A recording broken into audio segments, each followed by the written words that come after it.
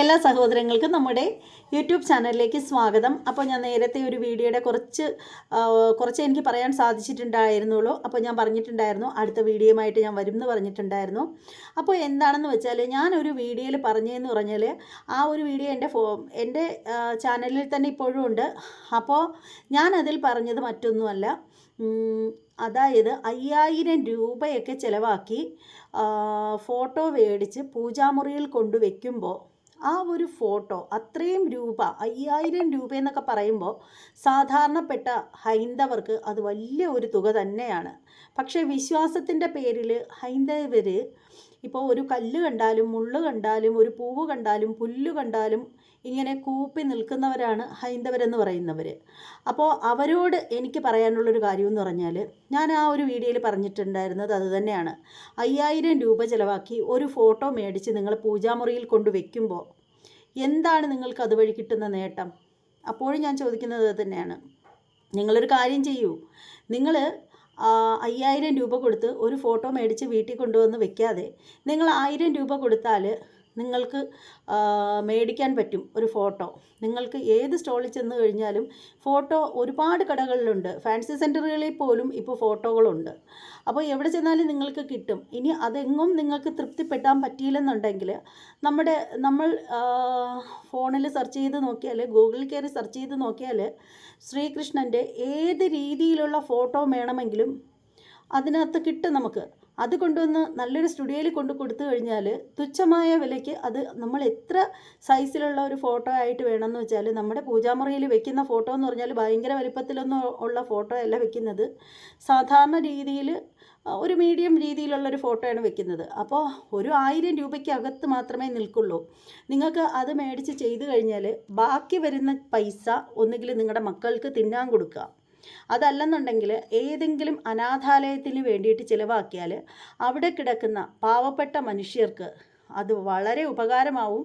അതുമാത്രമല്ല, നമ്മൾ ഹൈന്ദവരെ സംബന്ധിച്ചിടത്തോളം അന്നദാനം മഹാദാനം എന്നാണ് പറയുന്നത്. അതുകൊണ്ടാണ് ക്ഷേത്രങ്ങളിലൊക്കെ അന്നദാനം പോലുള്ള കാര്യങ്ങളൊക്കെ നടത്തുന്നതും.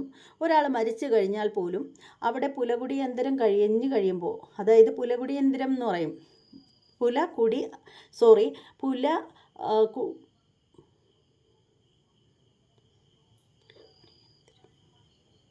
പുലകുടിയന്തിരം എന്ന് പറയുന്നൊരു സംഭവമുണ്ട്. ഒരാൾ മരിച്ചു കഴിഞ്ഞാൽ 16 ദിവസം കഴിയുമ്പോൾ ഒരു ചടങ്ങുണ്ട്. ആ ഒരു ചടങ്ങ് കഴിയുമ്പോൾ കുളിക്കുന്നു, എണ്ണ തൊട്ട് കുളിക്കുന്നു എന്നൊക്കെ പറയുന്നൊരു ചടങ്ങുണ്ട്. അപ്പോൾ ആ ഒരു ചടങ്ങിന് പോലും അന്നദാനം കൊടുക്കുന്നത്, അന്നദാനം ചെയ്യുന്നത് വളരെ പുണ്യമായതുകൊണ്ടാണ്. അപ്പോൾ ഞാനും പറഞ്ഞത് അത് തന്നെയാണ്. നിങ്ങൾ ഇത്രയും രൂപ ചിലവാക്കി ഫോട്ടോ മേടിച്ച് പൂജാമുറിയിൽ കൊണ്ടുവയ്ക്കുന്നതിനേക്കാൾ നല്ലത് നിങ്ങൾ ചെറിയ റേറ്റിലുള്ളൊരു ഫോട്ടോ മേടിച്ച് നിങ്ങൾ പൂജാമുറിയിൽ കൊണ്ടുവച്ചിട്ട് അത് നല്ല ഓമനത്വമുള്ള നല്ല ചൈതന്യമുള്ള ഫോട്ടോ നിങ്ങൾക്ക് കിട്ടും. അല്ലാണ്ട് ഇപ്പോൾ ഇവർ വരച്ച് കൊടുക്കുന്ന ചിത്രത്തിനൊന്നും ഒരു ചൈതന്യമില്ല. അത് എല്ലാവർക്കും അറിയാവുന്നതാണ്, പകൽ പോലെ സത്യമായിട്ടുള്ളൊരു കാര്യമാണ്. അതായത് നിങ്ങൾക്ക് ആ ഒരു ഫോട്ടോ ഇങ്ങനെ ഒറ്റ നോട്ടത്തിൽ നോക്കി വിലയിരുത്താണ്ട് നിങ്ങൾ ആ ഒരു ഫോട്ടോ കൈകൊണ്ട് എടുത്തിട്ട് അതിനെ സൂം ചെയ്ത് നോക്കിക്കഴിഞ്ഞാൽ നിങ്ങൾക്ക് മനസ്സിലാവും ആ ഫോട്ടോയുടെ കോലം ഏത് രീതിയിലുള്ളതാണെന്ന്. കോലം എന്ന് തന്നെ പറയും. അപ്പോൾ അത്രയും മോശമായ രീതിയിലാണ് ആ ഒരു ഫോട്ടോ ഉള്ളത്. നമ്മൾ ഹൈന്ദവ സഹോദരങ്ങൾ വരയ്ക്കുന്ന ശ്രീകൃഷ്ണ ഭഗവാന്റെ ചിത്രങ്ങൾ ഒരുപാട് നമ്മൾ കണ്ടിട്ടുണ്ട്, കാണുന്നുണ്ട്. പണ്ട് കാലം തൊട്ട് ഇപ്പോഴും വരെയും നമ്മൾ കണ്ടുകൊണ്ടേയിരിക്കുന്നു. കൂടുതലും നമ്മൾ പൂജാമുറിയിൽ വെക്കുന്നത് വെണ്ണക്കണ്ണനെ അല്ല. പൂജാമുറിയിൽ അധികവും നമ്മൾ വെക്കുന്നത് സാക്ഷാൽ ഗുരുവായൂരപ്പൻ്റെയാണ്. ഇങ്ങനെ പുല്ലാങ്കുഴൽ വായിച്ച് നിൽക്കുന്ന ഭഗവാന്റെ രൂപമാണ് നമ്മൾ പൂജാമുറിയിൽ കൂടുതലായിട്ടും വെക്കാറുള്ളത്. പിന്നെ അല്ലാത്തതും വെക്കാം, വെച്ചെന്ന് പറഞ്ഞ് പ്രത്യേകിച്ച് ദോഷമൊന്നും വരാനില്ല. അപ്പോൾ ശരിക്കും ഞാൻ പറഞ്ഞത്, ആ ഒരു കാര്യം പറഞ്ഞതിൻ്റെ പേരിൽ ഈ ഒരു സ്ത്രീ, ഈ പ്രഗത്ഭയായ ചിത്രകാരി, ഭയങ്കര ശ്രീകൃഷ്ണ ഭക്ത, ആ ഭക്തി ഹരേ കൃഷ്ണ സർവം കൃഷ്ണാർപ്പണമസ്തു എന്നൊക്കെ പറഞ്ഞ് വരുന്ന ഈ ഒരു പുള്ളിക്കാരത്തി പറഞ്ഞെന്താണെന്ന് അറിയാമോ?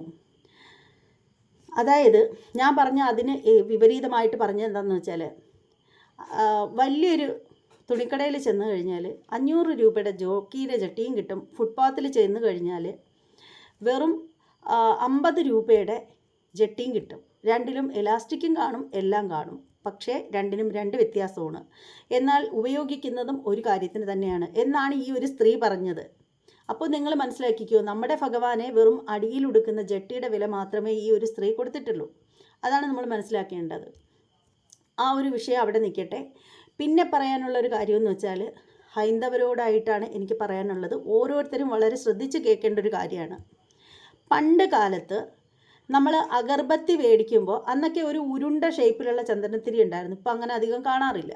അപ്പോൾ ആ ഒരു അഗർബത്തി മേടിക്കുമ്പോൾ അതിൻ്റെ പുറം തൊലിഭാഗത്ത് മഹാദേവൻ്റെ ചിത്രം ഉണ്ടായിരുന്നു. മഹാദേവൻ്റെ ചിത്രം ഇങ്ങനെ ശൂലം കൊണ്ട് നിൽക്കുന്നതും ഉണ്ട്, ഇങ്ങനെ തപസ്സും ഉണ്ട്. നമ്മുടെയൊക്കെ കുട്ടിക്കാലത്ത് നമ്മളൊക്കെ ആ ഒരു ചിത്രം ഇങ്ങനെ കറക്റ്റ് ചെയ്ത് മുറിച്ചെടുത്തിട്ട് നമ്മൾ വിളക്ക് കൊളുത്തുന്ന പൂജാമുറിയിൽ നമ്മൾ ഒട്ടിച്ച് വയ്ക്കുമായിരുന്നു. ഇല്ലേ? അങ്ങനെ ചെയ്തിട്ടുള്ളവരുണ്ടോ എന്നുള്ളത് എനിക്കറിയില്ല. നിങ്ങളിൽ ആരെങ്കിലും ഒക്കെ ഉണ്ടെങ്കിൽ കമൻറ്റ് ചെയ്തേക്കണം. ഞങ്ങൾ ചെയ്യുമായിരുന്നു, അങ്ങനെ ചെയ്യാറുണ്ടായിരുന്നു. അതുപോലെ ചന്ദനത്തിരികളിൽ കിട്ടുന്ന ആ ഒരു ചിത്രം പറക്കി സൂക്ഷിച്ച് വയ്ക്കുമായിരുന്നു.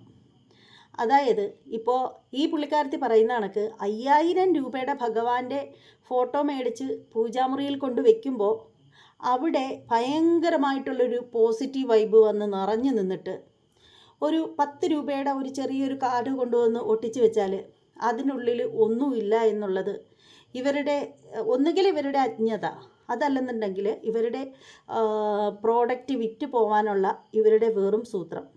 ഇതിൽ നിങ്ങളാരും വീണു പോവേണ്ട ഒരു ആവശ്യവുമില്ല. നിങ്ങളാദ്യം തലച്ചോറ് കൊണ്ട് ചിന്തിക്കണം.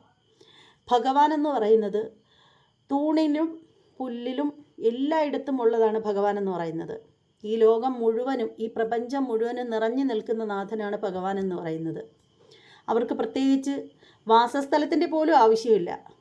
പക്ഷേ എന്നാലും നമ്മളുടെ ഇഷ്ടത്തിന്, നമ്മുടെ മനസ്സിൻ്റെ സന്തോഷത്തിന് നമുക്ക് പോയി പ്രാർത്ഥിക്കാനും നമ്മുടെ സങ്കടങ്ങൾ പറയാനുമാണ് ക്ഷേത്രങ്ങളിലേക്ക് നമ്മൾ പോകുന്നത്. നമ്മൾ ക്ഷേത്രത്തിൽ പോയിട്ട് വന്നു കഴിഞ്ഞാൽ ഭയങ്കരമായിട്ടുള്ളൊരു പോസിറ്റീവ് വൈബ് നമുക്ക് കിട്ടും. അതുപോലെ പൂജാമുറിയിൽ പോകുമ്പോൾ കിട്ടുന്നതിൻ്റെ ഡബിളാണ് അവിടെ കിട്ടുന്നത്. നമുക്ക് ഊർജത്തിൻ്റെ തന്നെ ഒരു എന്താണ് പറയുന്നത്, ഒരു ഉറവിടം തന്നെയാണ് ക്ഷേത്രങ്ങളെന്ന് പറയുന്നത്. അത് ഒരു തവണയെങ്കിലും ഭക്തിയോടുകൂടി ആ ക്ഷേത്രത്തിനുള്ളിൽ പോയി തൊഴുത് വരുന്നവർക്കറിയാം. ഭക്തി വേണം. വെറുതെ പോയിട്ട് വരുന്നവർക്ക് അങ്ങനെ ഫീൽ ചെയ്യണമെന്നില്ല.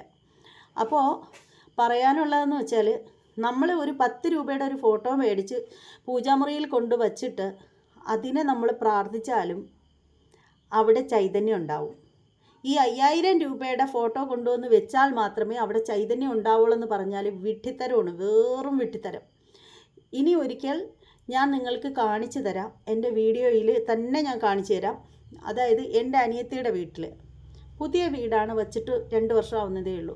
ആ ഒരു വീട്ടിൽ വിളക്ക് കത്തിക്കുന്ന സ്ഥലത്ത്, പൂജാമുറിയിൽ ആ ഒരു പൂജ ചെയ്യുന്ന സ്ഥലത്ത് അവർ പുറത്തു നിന്ന് ഒന്നും മേടിച്ച് വച്ചിട്ടില്ല, ഫോട്ടോസ് ഒന്നും മേടിച്ച് വെച്ചിട്ടില്ല. അവിടെ വച്ചിട്ടുള്ളത് ഒരു മഹാദേവൻ്റെ ഒരു ചിത്രവും പിന്നെ ഒരു ശ്രീകൃഷ്ണൻ്റെ ഒരു ചിത്രവുമാണ് അവിടെ വച്ചിരിക്കുന്നത്. ആ ഒരു ചിത്രം എന്ന് പറഞ്ഞാൽ അവിടുത്തെ എൻ്റെ അനിയത്തിയുടെ തന്നെ മോള് വരച്ച ചിത്രമാണ് അവിടെ വച്ചിരിക്കുന്നത്. അതിൻ്റെ മുമ്പിലാണ് അവർ വിളക്ക് കൊളുത്തുന്നത്. അതെന്ന് പറയുന്നത് അർക്കർലിക് ഷീറ്റ് വെച്ചിട്ടല്ല, വേറെ വലിയ ഭയങ്കരമായിട്ടുള്ള പെയിൻ്റൊന്നും ചെയ്തിട്ടുള്ളതല്ല. സാധാരണ ഒരു ചിത്രം വരച്ചു അതിന് സാധാരണ കിട്ടുന്ന വാട്ടർ കളർ അടിച്ച ആ ഒരു ഫോട്ടോയാണ് അവിടെ വച്ചിരിക്കുന്നത്. അതിന് ചൈതന്യമില്ലെന്ന് പറയാൻ പറ്റുമോ? ഹൈന്ദവരെ സംബന്ധിച്ചിടത്തോളം നമ്മുടെ പൂജാമുറി എന്ന് പറയുന്നൊരു സ്ഥലത്ത് ഒരു കല്ല് കൊണ്ട് വെച്ചിട്ട് അതിന് നമ്മൾ ദിവസവും പൂവും നുള്ളി നമ്മൾ കുറച്ച് വെള്ളവും ഒഴിച്ച് പൂജിച്ച് കഴിഞ്ഞാലും അവിടെ ആ ഒരു പോസിറ്റീവ് വൈബ് ഉണ്ടാവും. ഇത് മനസ്സിലാക്കണം എന്നുണ്ടെങ്കിൽ ഇത് നിങ്ങൾ ശ്രദ്ധയോടുകൂടി എത്ര പേര് കേൾക്കും എന്നറിയില്ല. ഒരു സ്റ്റോറിയുണ്ട്, ഞാൻ പറഞ്ഞു തരാം. അതായത് റിയലായിട്ടുള്ളൊരു കാര്യമാണ്, കെട്ടുകഥയൊന്നുമല്ല. ഒരുപാട് ആളുകൾ കേൾക്കുന്നതാണിത്. കാരണം എൻ്റെ അമ്മയുടെ ഫാമിലിയിൽ എൻ്റെ അമ്മയുടെ അച്ഛമ്മ, അമ്മയുടെ അച്ഛൻ്റെ അമ്മ, അവർ പണ്ട് കാലത്ത്, അവരൊന്നും ഇപ്പോൾ ജീവിച്ചിരിപ്പില്ല, അച്ഛനോ അമ്മയോ ആരുമില്ല. അപ്പോൾ ഇവർ ഭയങ്കര ഈശ്വര വിശ്വാസിയാണ്. അവർ പുറത്ത് എവിടെ പോയിട്ട് വന്നാലും നല്ല ഉരുളം കല്ലുകളൊക്കെ കിട്ടുമ്പോഴത്തേക്ക്, അതായത് അത് കൊണ്ടുവന്നിങ്ങനെ പൂജാമുറിയിൽ കൊണ്ടുവന്ന് വെക്കുമായിരുന്നു. അവരുടെ സ്ഥലം എന്ന് പറയുന്നത് വർക്കലയാണ് അവരുടെ സ്ഥലം. അപ്പോൾ കടപ്പുറത്തൊക്കെ പോയിട്ട് വന്നിട്ട് അവിടെ കാണുന്ന വൃത്തിയുള്ള നല്ല കല്ലുകളൊക്കെ കൊണ്ടുവന്നിട്ട് പൂജാമുറിയിൽ കൊണ്ടുവന്ന് വയ്ക്കും. പിന്നീട് അന്നത്തെ കാലത്ത് സെപ്പറേറ്റ് ഭയങ്കര പൂജാമുറികളും സംഭവങ്ങളൊക്കെ കുറവാണ്. പിന്നെ ഓരോ മരത്തിൻ്റെയൊക്കെ ചെമ്പകം ഉണ്ടല്ലോ, ചെമ്പക മരങ്ങൾ ഒരുപാട് പുരയിടങ്ങളും കാര്യങ്ങളൊക്കെ ഉണ്ട്. ആ ചെമ്പക മരങ്ങളുടെ ചോട്ടിൽ ഓരോ കല്ലും കൊണ്ടുവന്ന് വയ്ക്കും. എന്നിട്ട് ഇത് ഗണപതി, ഇത് നാഗരാജാവ്, ഇത് ദേവി, ഇത് ദേവൻ, ഇത് ഗണപതി, അങ്ങനെ സങ്കല്പിച്ച് ഓരോ കല്ലിൻ്റെ മൂട്ടിലും വിളക്ക് കൊളുത്താൻ തുടങ്ങി. അപ്പോൾ അങ്ങനെ വിളക്ക് കൊളുത്തി അമ്മൂമ്മ മരിച്ചിട്ട് വർഷങ്ങൾ കഴിഞ്ഞു. പിന്നീട് അതിലേറ്റവും പ്രധാനമെന്ന് പറഞ്ഞാൽ എൻ്റെ കുട്ടിക്കാലത്ത് പോയി ഞാനത് കണ്ട ഓർമ്മ എൻ്റെ മനസ്സിലുണ്ട്. ഒരു മരത്തിൻ്റെ ചോട്ടിൽ ഇവർ കൊണ്ടുവച്ചതെന്ന് പറഞ്ഞാൽ ഒരു വാളാണ്. ആ ഒരു വാള് കൊണ്ടുവച്ചിട്ട് ഇത് ദേവി, ഇത് ദുർഗാദേവി, രക്തചാമുണ്ടി അങ്ങനെ എന്താ പറഞ്ഞ് സങ്കല്പിച്ചാണ് അതവിടെ കൊണ്ടുവച്ചിരുന്നത്. ഒരുപാട് വർഷങ്ങൾ കഴിഞ്ഞപ്പോൾ ആ ഒരു കുടുംബത്തിൽ കുറേ അനിഷ്ട സംഭവങ്ങളൊക്കെ നടന്നു. ഒരു ഫാമിലിയിൽപ്പെട്ട തന്നെ 2 മക്കൾ മരിച്ചുപോയി. അങ്ങനെ ആ ഒരു ഫാമിലിയിൽ ദുർമരണങ്ങൾ ഒരുപാട് നടന്നപ്പോഴത്തേക്ക് അവർ ഈ എന്താ പറയുന്നത് അതിന് ഈ പ്രശ്നം വെച്ച് നോക്കും എന്ന് പറയുമല്ലോ. അപ്പോൾ അങ്ങനെ ചെയ്തപ്പോഴത്തേക്ക് അറിയാൻ സാധിച്ചത് അവിടെ ദൈവികമായ ഒരിതുണ്ട് എന്നുള്ള ഇതാണ് അറിയാൻ പറ്റിയത്. അങ്ങനെ അറിഞ്ഞു കഴിഞ്ഞപ്പോൾ പിന്നെ ചെയ്ത് എന്താണെന്ന് വെച്ചാൽ ആ ഒരു മറന്നുപോയി കേട്ടോ, നാവിൻ തുമ്പിലുണ്ട്, പറയാൻ മറന്നു പോണ്. അതായത് എന്തോ പറയും, അതിന് ഞാൻ മറന്നുപോയി കേട്ടോ. അതായത് ഈ ക്ഷേത്രത്തിലൊക്കെ പ്രശ്നം വെച്ച് നോക്കുന്ന ഒരു സംഭവമുണ്ട്, അതിന് പറയുന്നത് ഞാൻ മറന്നുപോയി. അപ്പോൾ ആ ഒരു അല്ല, അങ്ങനെ ചെയ്ത് നോക്കണം എന്നുള്ളതാണ് പറയുന്നത്. അപ്പോൾ അങ്ങനെ ചെയ്ത് നോക്കിയപ്പോഴത്തേക്കാണ് അവിടെ ഈ മുത്തശ്ശി വെച്ച എല്ലാ സ്ഥലങ്ങളിലും ഈശ്വര ചൈതന്യം അവിടെ ഉണ്ടായി എന്നാണ് അറിയപ്പെട്ടത്. അപ്പോൾ അവിടെ എല്ലാവർക്കും ക്ഷേത്രം വേണം, അവരെ സുരക്ഷിതമായ ഒരു താവളത്തിൽ ഇരുത്തണം എന്നുള്ളതാണ് തെളിഞ്ഞു വന്നത്. അപ്പോൾ പിന്നെ അവർ ചെയ്തത് എന്താണെന്നറിയാമോ? ഒരു ബാലാലയം ഉണ്ടാക്കി. ബാലാലയം എന്ന് പറഞ്ഞാൽ പിന്നെ ഹിന്ദുക്കൾക്കറിയാമായിരിക്കും. ക്ഷേത്രങ്ങളിൽ ഇപ്പോൾ ചൈതന്യമൊക്കെ ഉണ്ടായിട്ട് ഒരു ക്ഷേത്രം വേണം എന്ന് പറയുമ്പോൾ താൽക്കാലികമായിട്ട് ഒരു ഷെഡ് പോലെ ഉണ്ടാക്കിയിട്ട് അവിടെ ഓരോ മൺകലങ്ങളുണ്ട്, കൊച്ചു മൺകലങ്ങളുണ്ട്.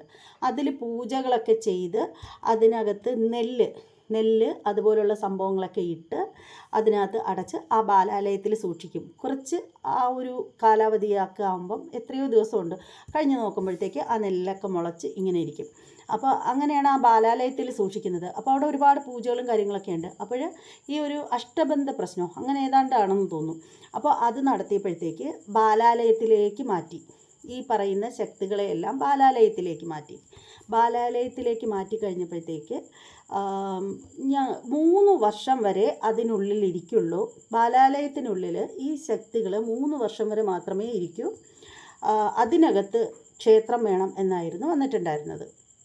വളരെ കഷ്ടപ്പെട്ടു. കാരണം പൊതുവേ എല്ലാവർക്കും അറിയാവുന്നതാണ്, നമ്മൾ വിശ്വകർമ്മജർക്ക് എന്ന് പറഞ്ഞാൽ സാമ്പത്തികം വളരെ കുറവുള്ള ആളുകളാണ്, കൂടുതലുള്ള ആളുകളും ഉണ്ട്. എന്നാലും അധികം ആളുകളും അന്നന്ന് പോയി പൈസ കൊണ്ടുവന്ന് ജീവിക്കുന്ന ആളുകളാണ് കൂടുതലും.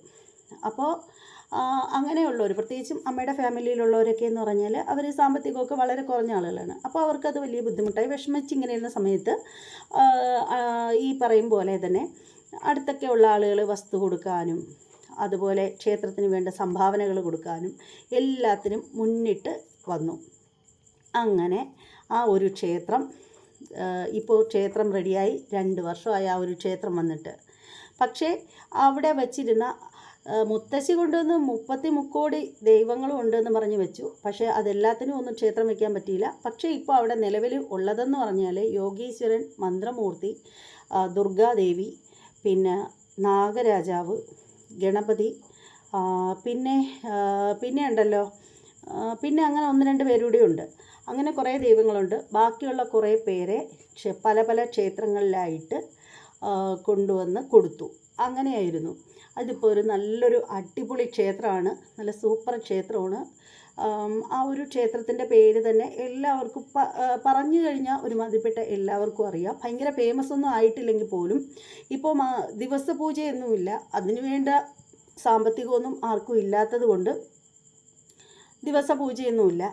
അപ്പോൾ ഇപ്പോൾ പൂജ എങ്ങനെയെന്ന് വെച്ചാൽ അവിടെ മാസത്തിൽ ആയില്യത്തിൻ്റെ അന്നും പിന്നെ അമ്മയുടെ നക്ഷത്രം വരുന്നത് മകൻ നക്ഷത്രമാണ്. അപ്പോൾ ഈ 2 ദിവസം മാത്രമാണ് അവിടെ ക്ഷേത്രത്തിന് നട തുറക്കുന്നത്. അപ്പോൾ പിന്നെ അപ്പോൾ ഞാൻ പറഞ്ഞതിലൊരു തെറ്റുള്ളതെന്ന് പറഞ്ഞാൽ മാസത്തിൽ 4 ദിവസം നട തുറക്കും അമ്മ അവിടെ ഇരുന്ന് പറഞ്ഞു.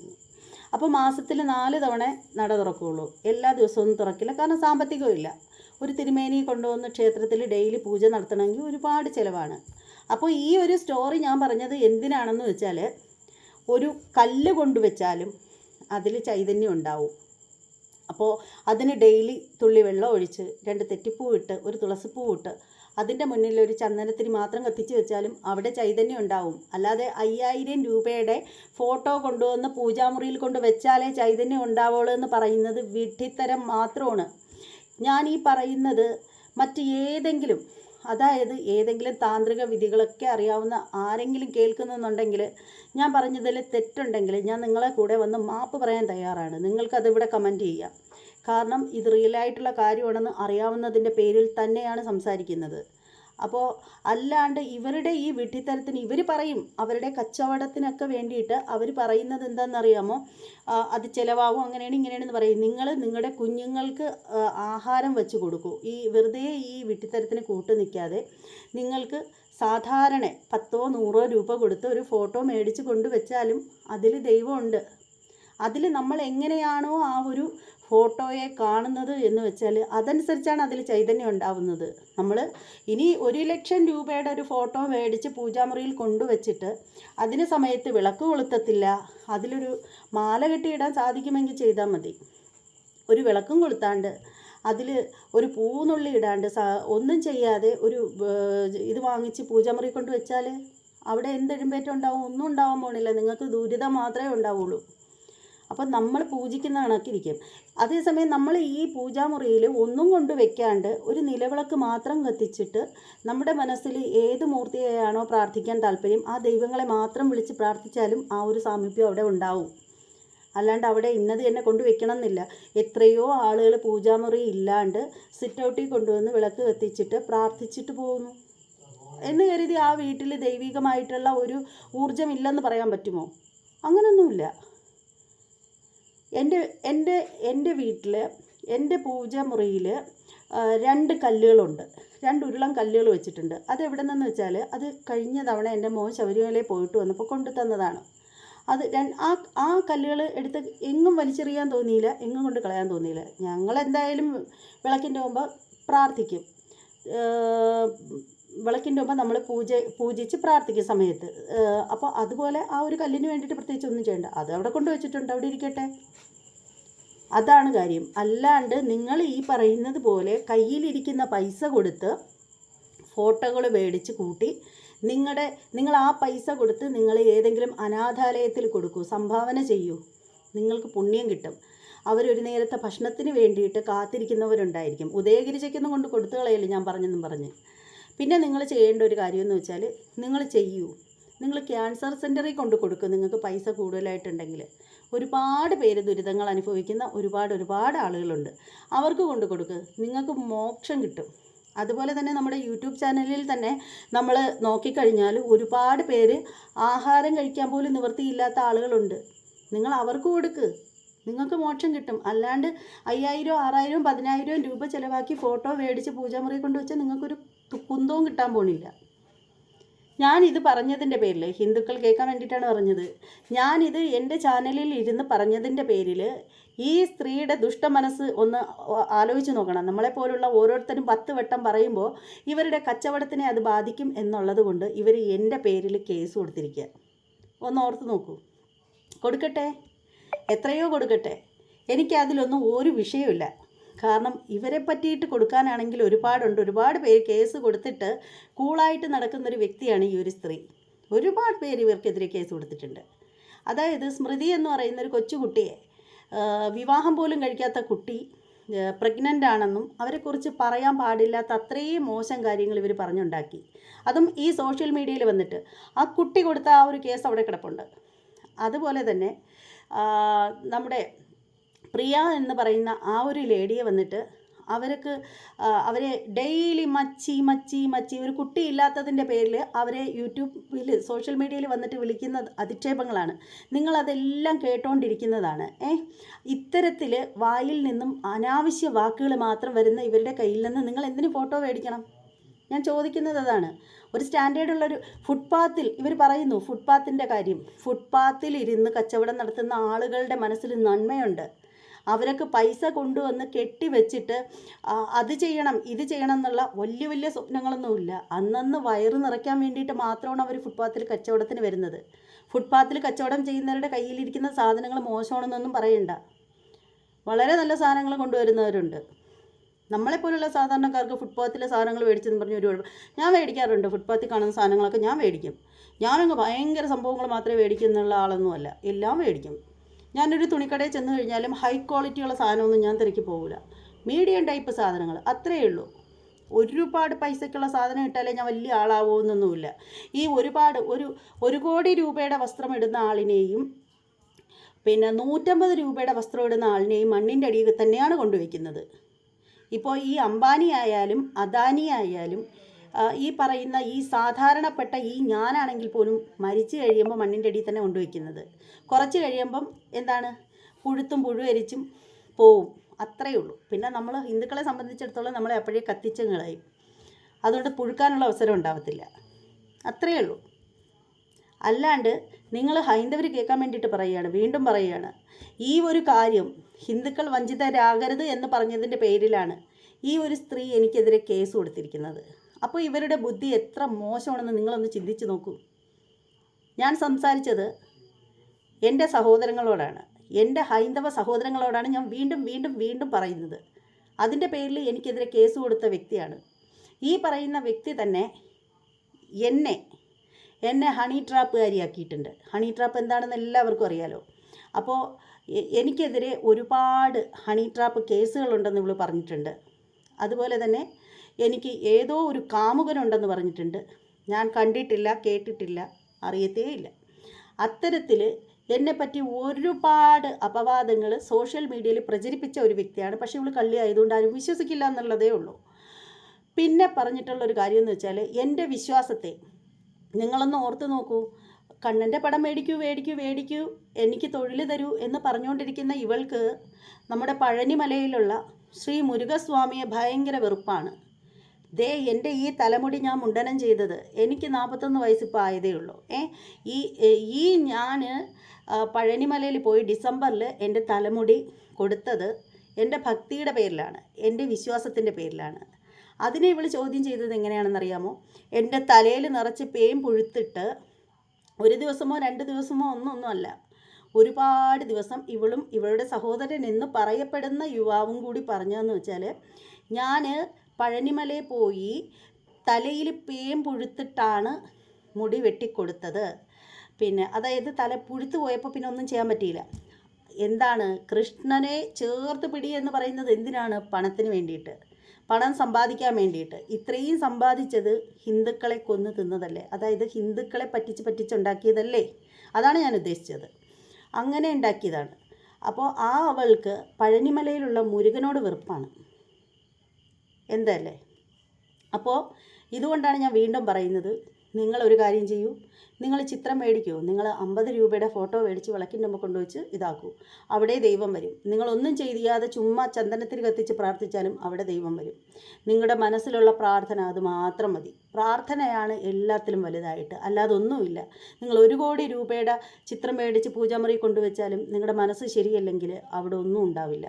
മനസ്സെപ്പോഴും ശുദ്ധമായിട്ടിരിക്കണം. അത്രയേ ഉള്ളൂ. ഇതിൽ കൂടുതലായിട്ടൊന്നും പറയാനില്ല. നാളെ കൊണ്ടുവന്ന് പുതിയൊരു കേസ് കൊടുത്തോ കേട്ടോ.